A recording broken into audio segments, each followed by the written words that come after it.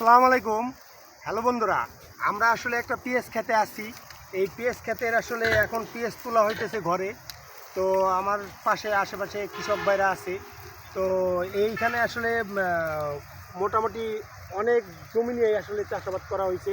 এখানে আসলে বিভিন্ন লোকের আসলে জমি আছে।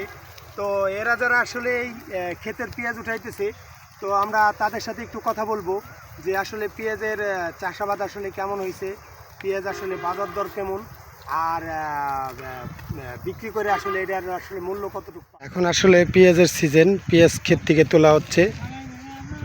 কৃষক ভাইরা আসলে পেঁয়াজ তুলতেছে ক্ষেতের থেকে।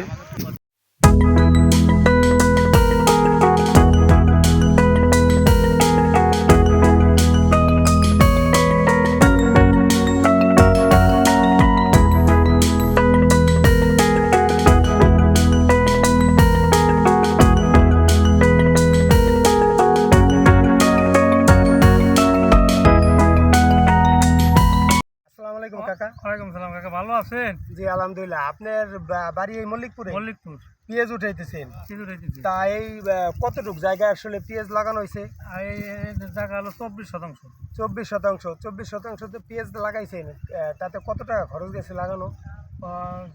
ধরেন তাতে 1030 গেছে। 1030 গেছে। 30,000 গেছে। তাতে এই 24%তে জমিতে কতটুকু পেঁয়াজ হইতে পারে? ধরেন শতাংশ 2 মণ। শতাংশতে 2 মণ। 2 মণ। তাহলে 24%তে 24 দোকানে 48 মণ। 48 48 থেকে 50 মণ হবে। 48 থেকে 50 মণ। 48 থেকে 50 মণ আসলে পেঁয়াজ হবে। হ্যাঁ। এই পেঁয়াজের এখন বাজার মূল্য কত আছে? এই পেঁয়াজের বাজার মূল্য 1000 থেকে 1200 টাকা সর্বোচ্চ। এখন 1000 টাকা থেকে 1200 টাকা। 1200 টাকা। এটা কি আপনার পাইকারি? পাইকারি। পাইকারি। খুচরা তো মনে হয় একটু বেশি। খুচরা 30, এই ধরেন যে 1000 টাকা হলে 30 টাকা কেজি যাবে, এটা 30-35। 30-35। তাহলে এই জায়গা আপনার হলো এই 24%তে কত খরচ হয়েছে? 30,000 টাকা খরচ হয়েছে। 30,000 টাকা খরচ হয়েছে। তাতে যদি 50 মণ পেঁয়াজ পান, তা 50 মণ পেঁয়াজ বিক্রি করলে কি আপনার আসলে 50 মণ পেঁয়াজ বুঝলি 50,000 টাকা উঠবি। এখন লাগবে ধরেন যে আরো 10,000, আরো 10,000, 40,000, আরো 10,000 টাকা লাভ থাকবে। 10,000 টাকা লাভ থাকবে। তাতে যদি এরকম 1,000 টাকা বাজার থাকে, 1000 টাকা বাজার থাকলে পরে তাহলে 10,000 টাকা লাভ হবে। তাতে আপনার লোকে সার, ঔষধ, তারপরে এই যে পৈরাতের টাকা দিয়ে বা কৃষকের টাকা দিয়ে সম্পূর্ণ খরচ দিয়ে আপনার 30 থেকে 40,000 টাকা খরচ হয়েছে। খরচ হবে 50,000 টাকা। আর কি 50,000 টাকা উঠবে। 50,000 টাকা উঠবে। 1,000 টাকা মন বেচতে পারি।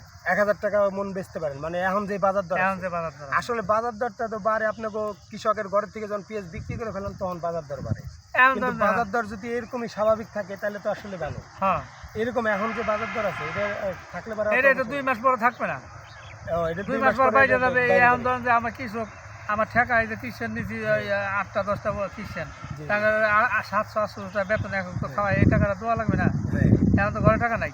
তাতে আপনি মনে করেন যে আসলে পেঁয়াজ চাষে আসলে লাভজনক। লাভজনক কিন্তু এই ধরেন যে এই খুন চাষ মানে পেঁয়াজের মধ্যে যদি আমি এখন 10 মণ বেচে 20 মণ বেচে 10 মণ রাখার পারি। 10 মণ 3,000 টাকা মণ বেচে 30,000 টাকা।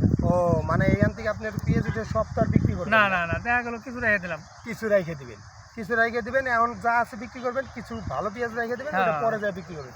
তাতে এবারে যেহেতু আপনার মনে করেন যে যা খরচ হয়েছে তার থেকে ডাবল প্রফিট হয় না? ডাবল প্রফিট তো গেছে বার হয়েছে। এবার কি হবে না হবে আল্লাহর ইচ্ছা। আলহামদুলিল্লাহ, আমরা দোয়া করি আসলে যে যাতে এই আপনাদের এই যা খরচ হয়েছে তার থেকে ডাবল প্রফিট হয়, যাতে আপনি আসলে চাষাবাদে উৎসাহিত হন এবং আপনারা বাঁচেন। সবাই তো এটাই চেষ্টা করে যে তার করবে না।